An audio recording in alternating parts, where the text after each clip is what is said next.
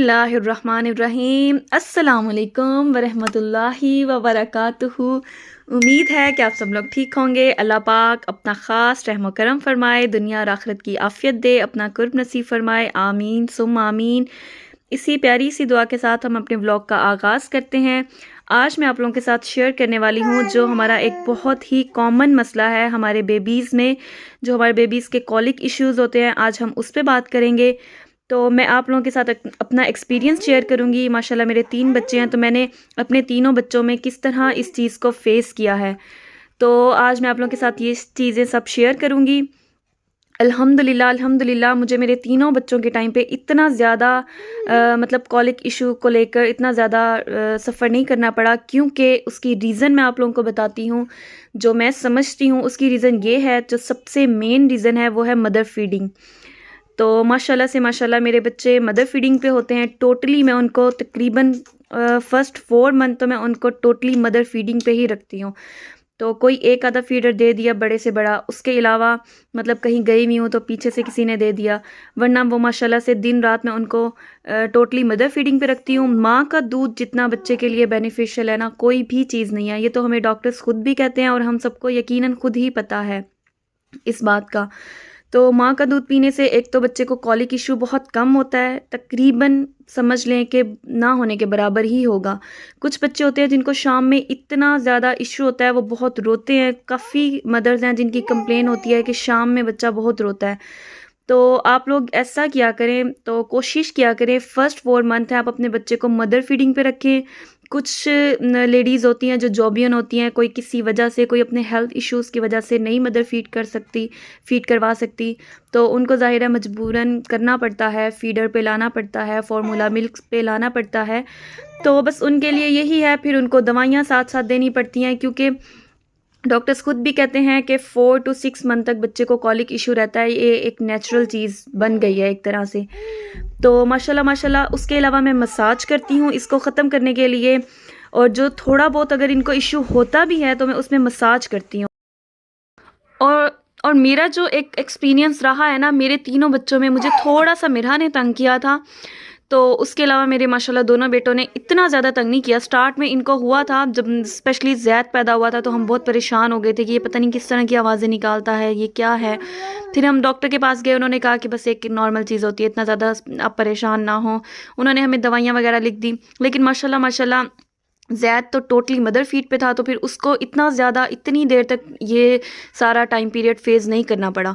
तो माशाल्लाह बच्चों को देखकर खुद भी बिस्मिल्लाह ही माशाल्लाह ला कुव्वता इल्ला बिल्लाह वो भी पढ़ते रहा करें। सम टाइम बच्चा कॉलिक की वजह से नहीं, नज़र की वजह से भी रो रहा होता है, और हमारी खुद की भी नज़र लग जाती है। ज़ाहिर है माँ की खुद की भी वो मोहब्बत से प्यार से देखती है, तो और माशाल्लाह मेरे बच्चे को भी देख कर आप लोग माशाल्लाह पढ़ दें।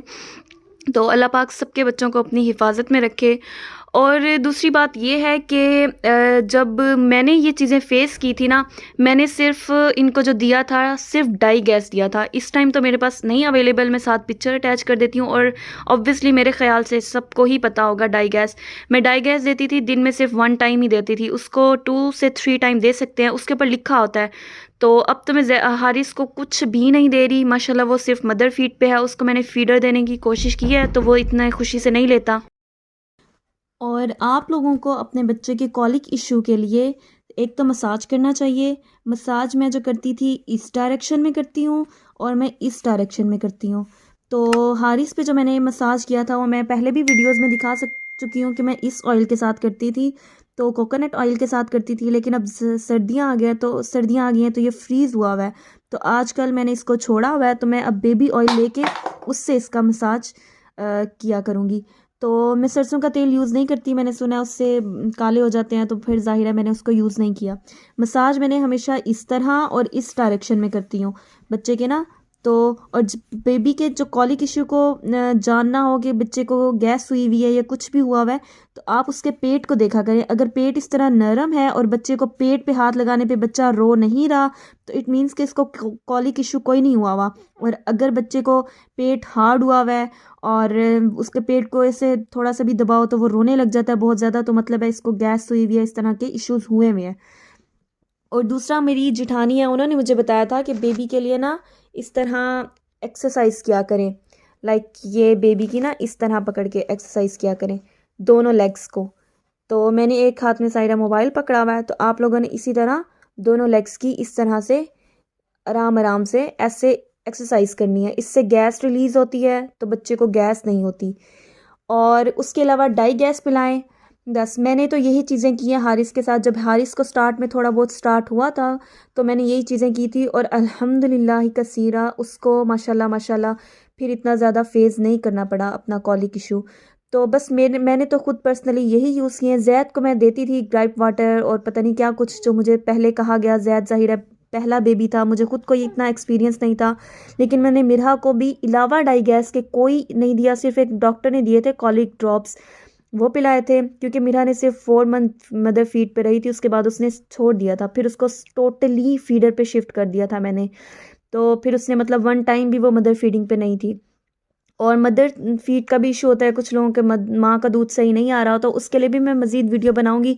जब मेरे साथ कोई ऐसा इशू होने लगता है तो मैं क्या करती हूँ, मैं वो आप लोगों के साथ इंशाल्लाह और वीडियो में शेयर करूँगी। बाकी ये कोई इतना बड़ा मसला नहीं होता। बच्चा रो रहा हो, कुछ भी हो, आप लोग परेशान ना हुआ करें। बस थोड़ा सा ख़ुद को कूल डाउन किया करें, बच्चे को हैंडल करने की कोशिश किया करें गुस्से में, और गुस्सा होकर और मतलब चिड़चिड़ापन हो लेकर आप अपने आप को और अपने बच्चे को ही खराब वो कर रहे होते हैं। इससे बेहतर है कि थोड़ा सा सिचुएशन को कूल करके बच्चे को आराम से सुला के उसको उसके इशू को सॉल्व करने की कोशिश किया करें। और बस और कोई सवाल हो तो आप लोग मुझसे कमेंट में पूछिएगा, मैं उसी पे मज़ीद वीडियोस बनाऊंगी। तो अपनी दुआ में याद रखिएगा। मिलते हैं नेक्स्ट वीडियो में, तब तक के लिए अल्लाह हाफिज़।